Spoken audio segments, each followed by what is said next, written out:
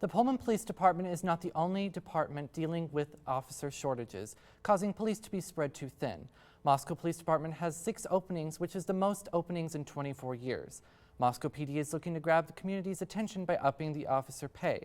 Moscow Chief of Police James Fry says the community is top priority and is trying to fill the spots as best the department can.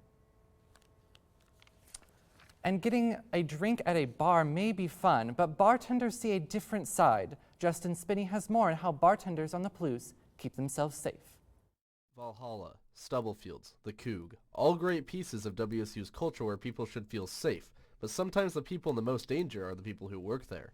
A study by the Bureau of Justice Statistics showed that bartending poses the 3rd highest danger of any employment for non-fatal violence behind security guards and law enforcement. I did have coworkers, and there were guys who would come in who would flirt in aggressive ways. We've been warned, when you leave, cover your clothes or your uniform, don't really tell people what your tips are, that kind of thing, because it's heard that people can actually be jumped. Bartenders often receive little or no training on how to resolve a violent situation. If there's a fight that breaks out, do we have a de-escalation strategy, aka what do we do? Do we get between them? Do we call the cops? What do we do?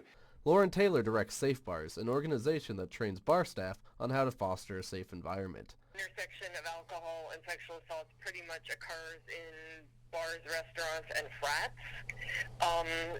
So we just thought it would be a logical place to, create safety for community. The best policy is for everyone to work together. One thing is we definitely have to be a team. Stepping up and saying something or just asking someone a question doesn't really, is no cost to you, but if you fail to, then it could be a very high cost to the people involved. Justin Spinney, Murrow News 8. That is one thing I definitely never had, was the want to work at a bar on Fraternity Row. No way. Oh my God, I can't even imagine. I mean, it's bad enough with the fights and stuff just walking outside over there. I mean, it's been really rough over there lately. They've had about 3 or 4 really knockdown, drag-out fights where there's a whole lot of people. Been pretty scary, I think. But no, that would be scary. I'm glad they have some training, but for sure. Last year, WSU lost a member of our family. Former Director of Strength and Conditioning David Lang passed away suddenly last spring. His passing impacted the entire Cougar community. Elijah Clayton has more. Once in a while, there's a person that has a life-changing impact on everyone they interact with. David Lang was one of those people. He was a mentor for me and for all my teammates. He was just not a coach. He was way more than that. He was a friend that we could talk to. Coach Lang, as so many knew him, was so impactful because he cared about everyone who worked with him. If you took the time to actually talk to him, he was probably one of the most caring people you could ever meet, and made sure that everything was going right with you, that, outside of work, outside of school, hey, how's everything going? Coach Lang's desire to see people succeed did not end once they graduated. I left the winter of 2016 to go do a couple internships, but he stayed in contact with me throughout my whole time. There are 2 words that come to mind when people who knew Coach Lang think about what they would say to him now. Thank you. I think the biggest thing is thank you. He kind of shaped the way that I am pursuing my life. David Lang died suddenly of a heart attack on February 24th of last year. His sudden passing sent a shockwave through the Cougar family. This clip from a tribute video is the last time they heard his voice. When the game is done, you will have the ability to look at yourself in the mirror knowing you have given everything you have. Have you prepared mentally, physically, emotionally for this day? Have you taken care of yourself, given your body the rest that is needed? Have you made sure to hydrate, to eat with a performance mindset? Today is physically carrying out what you have prepared for mentally your entire career. Elijah Clayton, Murrow, News 8. Thanks so much for that story, Eli. It's good to hear that they have some good people over there. It's too bad he's gone. He sounded like a cool dude. I hope they've got some really good teachers because they need him.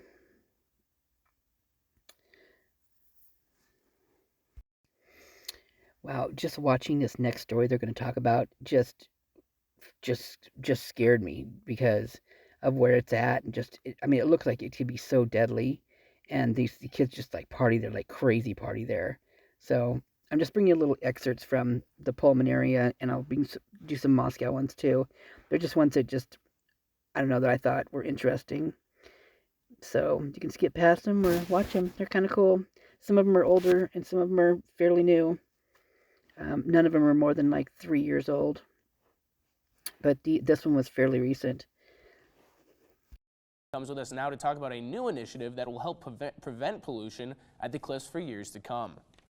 To close. I was part of that big group of the thousands of college students that went to the cliffs that one big weekend, and then the horrific aftermath of over 800 pounds of garbage was left and no one to clean it up. With the warm weather finally rolling in and the cliffs reopening, ASWSU has started a new initiative called Operation Keep Cliffs Clean. And it kind of shocked me that we have Adopt a Block, and I was like, well, why not apply that initiative to the cliffs at a seasonal basis? ASWSU has strategically placed 7 trash cans around the park, encouraging students to clean up after themselves. ASWSU also hopes their cleanup crews and social media campaign will decrease the amount of garbage and prevent further pollution. The initiative currently has a list of 12 Greek chapters filled with members eagerly looking to participate. Now we have 30 plus guys trying to get involved because a lot of the older members remember how it was last year, and they just all want to get involved. So I actually don't have enough spots for everyone to go help clean up the cliffs. So it's really, really great to see that all of our guys are really trying to get involved and keep the place clean. Under Sheriff Ron Rockness says that when public areas like the cliffs get trashed by visitors, the enforcement team has 2 options. If we feel we can talk to you, get you to clean the stuff up, you're respectful, you realize you made a mistake, we're probably not going to take any type of enforcement action. But, if it doesn't go that way, we're probably going to take an enforcement action, and you're probably looking at a fine. With Operation Keep Cliffs Clean gaining momentum, Otter hopes it will eventually expand to other popular locations around the Palouse, including the dunes. This is a great initiative to start pretty much building the infrastructure for this to be carried on more than just this semester and to other areas as well. Whether or not the initiative adopts other favored areas in the future, it certainly has made an inspiring and helpful impact on keeping the cliffs clean through their regular trips to Granite Point. The next clean is this Sunday. Although the crews are scheduled to clean the area, everyone is encouraged to keep the cliffs clean and enjoy the breathtaking views. Kanara Heinke, Murrow News 8. Thanks, Kanara. Final exams start next week, and many students are using prescription drugs to try to gain an advantage studying. I did some research, and I can confidently tell you this is a bad idea. Take a look. As college students around the country prepare for final exams, many are abusing Adderall. It just makes me feel more focused and motivated. It's hard to reach that when I'm not on it. Adderall is an amphetamine prescribed to those with ADHD to improve their focus. Because of this, many students take it to try to increase their performance in classwork and exams. A survey sponsored by the National Institutes of Health found that in 2016, nearly 10% of college students regularly abused Adderall without a prescription. We interviewed a WSU student who chose to remain anonymous. He said what started as an Adderall prescription spiraled into an addiction as he went beyond the recommended dosage. I was able to talk my doctor into prescribing me extra. It wasn't that hard. All I had to tell him was that I just needed to focus a little bit more and that it wasn't doing the job. While many think the pills are harmless, the side effects are alarming. They can include increased blood pressure, heart palpitations, seizures, heart attacks, anxiety, and insomnia. And the likelihood of these symptoms increase when users abuse recommended dosage. I only slept 2 hours last night, and I couldn't get any more. So when you wake up after 2 hours of sleep, or just no sleep at all, you feel more groggy, more unattentive. It just makes it worse. In 2015, research published by Dr. Carrie Benson in Clinical Child and Family Psychology Review found using Adderall to study was counterproductive, as non-users performed better academically than users.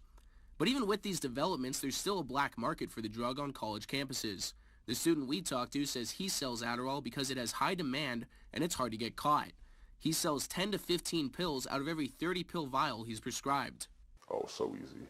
If it's finals week, there's a lot of people that will just hit me up and ask for it. WSU police have a difficult time combating Adderall trade because of the scarcity of evidence. Assistant Police Chief Steve Hansen says they have to rely on receiving tips or noticing sales occurring while investigating other business. I mean, you're not going to sit there watching somebody doing an Adderall sale. You don't have the outward evidence of it, like the odor of marijuana is pretty prevalent and stuff. People know that. That makes it difficult.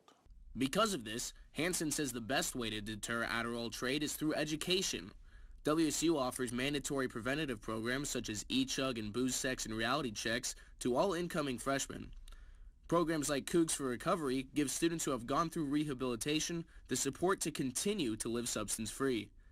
The university advises anyone who struggles with addiction to schedule a confidential assessment with counseling and psychological services to ensure they get help. Brady Frederick, Murrow News 8. The White House declared the opioid crisis a public health emergency in 2017. Murrow News 8 reporter Lindsay Jensen has more on how Pullman continues to treat the crisis today. Americans are now more likely to die from an opioid overdose than a vehicle accident. From 1999 to 2017, almost 400,000 Americans have died from an opioid-related overdose. Through the Opioid Overdose Prevention in States program, 45 states are provided strategies to improve safe opioid prescribing practices. Pullman Regional Hospital is now carrying a new surgical procedure as an alternative to opioid prescriptions called Cooley, the first and only radiofrequency treatment to relieve chronic pain for up to 12 months. Anesthesia traditionally used opioids as a main portion of an anesthetic, and we're moving away from that. We're moving away from that being the main analgesic for anesthesia. And pharmaceutical companies, as well as investigators in medicine, will continue to develop more and more non-opioid pain adjuncts to help fight this opioid crisis. The WSU Pullman Pharmacy program moved to the Spokane campus in 2013. The Washington State Department of Health donated almost $90,000 to provide WSU Spokane training sessions to those pre-med students with a new curriculum and facilities to recognize opioid addiction in patients. I don't think we have any of the courses that come close to covering pharmacology, but there should be, because we are a drug-oriented society and people need to know more about drugs. You know, not just drug abuse, but drugs in general. With this national epidemic, pre-med students at WSU can take an elective class that focuses on the ethics, financial, and personal aspects of medical practices. Before this research project, I knew it was a problem, but I did not realize how much of an impact that it has had in our society, and it is something that needs to be forced to learn so that they are aware of the situation. There have been multiple successes in decreasing opioid prescriptions up to 85% from 2010 to 2015, such as Florida, Ohio, and Kentucky. The Center of Disease Control and Prevention wants to provide more surveillance activities to address those states' ever-changing needs. Lindsay Jensen, Murrow News 8. Tomorrow marks National Prescription Drug Take-Back Day. Different cities around the U.S. encourage people to drop off their unwanted prescription drugs to avoid the misuse or abuse of these drugs. Pullman Police would like to remind residents that a prescription drop box is located in the police station lobby. Governor Jay Inslee has signed a measure aimed at keeping youth who send sexually explicit texts from being charged under adult sex crime laws. The bill will create a new group of crimes reserved specifically for minors who are caught with explicit images of other minors, making it a misdemeanor instead of a felony. The new law will take place at the end of July. Can you believe they actually have to have a law for that? Minors with explicit pictures of other God, this world is changing so fast. And it's just really scary. I can't imagine what it'd be like to be a kid right now. I really don't. I'm not even imagine it. It must be, well, I'm sure, so it's different for them because they're used to it, right? So they grew up like that, but man, I would go crazy. Viewer discretion advised. Everyone knows how dangerous swords and saws and blades can be, especially Brad Byers. Born and raised in Moscow, Brad started performing at 21 years old and hasn't looked back. Okay, well, I started juggling as a hobby. I remembered my grandpa talking about taking my father to a show when he was a kid to see a sword swallower. And I thought if I could add sword swallowing to my repertoire, doors would open for me. Byers is a world-renowned performer and has performed in more than 25 countries, as well as America's Got Talent, The Late Late Show with James Corden, and most recently, The Ellen Show. According to his website, he has 73 world records. Not everyone has the heart or the throat to swallow swords, but Brad Byers certainly does. This here is one of his swords that he uses in his many acts. Could you swallow a sword? Byers has been performing for more than 40 years now and says although there are only a handful of sword swallowers around, people now look to him for advice and inspiration for acts and tricks. Yeah, sword swallowing is getting more popular. And I get up-and-coming sword swallowers trying to get advice. I have tricks that I invented, and people are copying me now, or trying to copy me. They, a lot of times, don't do it the same way. They do it an easier, safer way than I do. But his wife, Tracy, is a doctor and provides medical experience to ensure nothing bad happens during a performance.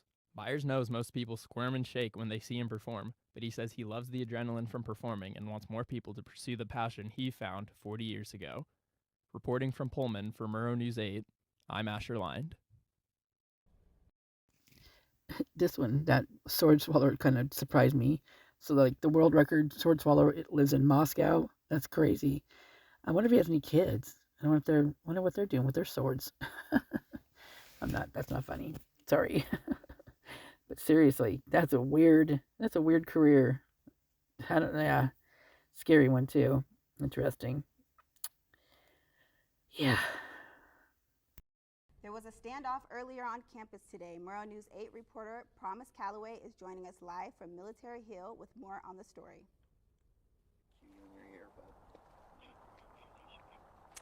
Hi guys, I'm here on Military Hill where a person surrendered after a 4-hour standoff with the police. The Whitman County Police, or the Whitman County SWAT team, was also here on this street earlier, and it was the house right down here, the second house down there. This street was also closed because of the commotion, causing no cars to enter the road, and all residents were asked to stay inside of their homes. The standoff started around 2 p.m. between Turner Drive and Lamont Street. And I spoke to a few people who were here, because I was here as well when the police were here waiting for him to come out of his home. And they were more shocked with the SWAT team being here, not so concerned with the person in the home that needed to be arrested.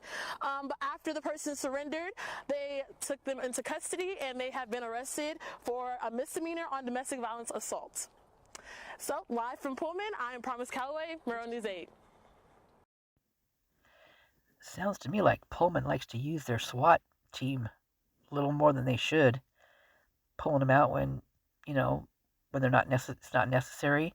I wonder how much money that costs each time they do that. I mean, the difference between that and just getting some officers out there that actually have some training. Although these are the same officers, right?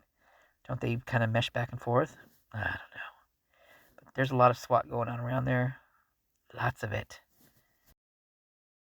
According to Moscow Pullman Daily News, a former Moscow school district bus driver charged with felony of sexual battery of a child made his initial appearance in court this Friday morning.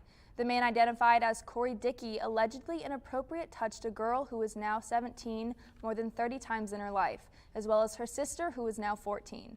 The victim's mother said Dickey was a family friend. Verizon customers were upset yesterday when their phones lost service.